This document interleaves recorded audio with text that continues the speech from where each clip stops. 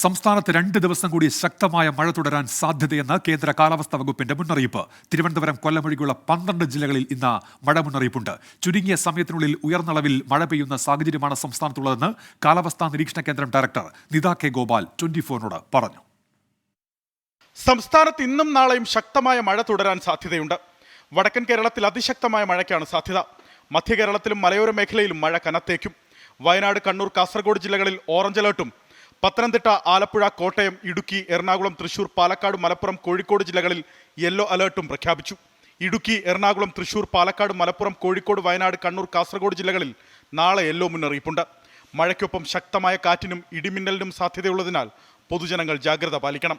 നാളെ കഴിഞ്ഞ് മഴയുടെ തീവ്രത കുറയും. തീവ്രത കുറഞ്ഞ നിലയിൽ പരക്കെ മഴയ്ക്കുള്ള സാധ്യത 2 ദിവസം കൂടി നീണ്ടു നിൽക്കുന്നുണ്ട്.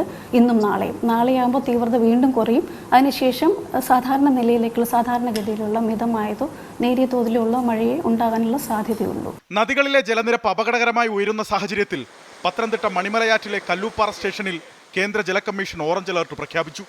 കരമനയാറിലെ വെള്ളൈക്കടവ്, പമ്പയിലെ മടമൺ, അച്ചൻകോവിലെ തുമ്പമൺ, മണിമലയാറ്റിലെ പുല്ലക്കയാർ, തൊടുപുഴയിലെ മണക്കാട്, ഗായത്രിപ്പുഴയിലെ കൊണ്ടാഴി സ്റ്റേഷൻ എന്നിവിടങ്ങളിൽ യെല്ലോ അലർട്ടും പ്രഖ്യാപിച്ചിട്ടുള്ളതിനാൽ തീരത്തോട് ചേർന്ന് താമസിക്കുന്നവർ ജാഗ്രത പാലിക്കണം. കേരള, കർണാടക, ലക്ഷദ്വീപ് തീരങ്ങളിൽ മത്സ്യബന്ധനത്തിന് ഏർപ്പെടുത്തിയ വിലക്ക് തുടരും.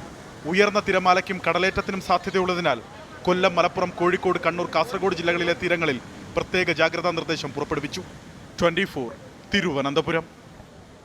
ലോകത്തെവിടെയായാലും ഏത് സമയത്തും 24 വാർത്തകളും ഓഗ്മെന്റഡ് റിയാലിറ്റി പാക്കേജുകളും എക്സ്പ്ലെയിനറുകളും വിശദമായി കാണാൻ ഞങ്ങളുടെ യൂട്യൂബ് ചാനൽ നിങ്ങൾക്ക് സബ്സ്ക്രൈബ് ചെയ്യാം.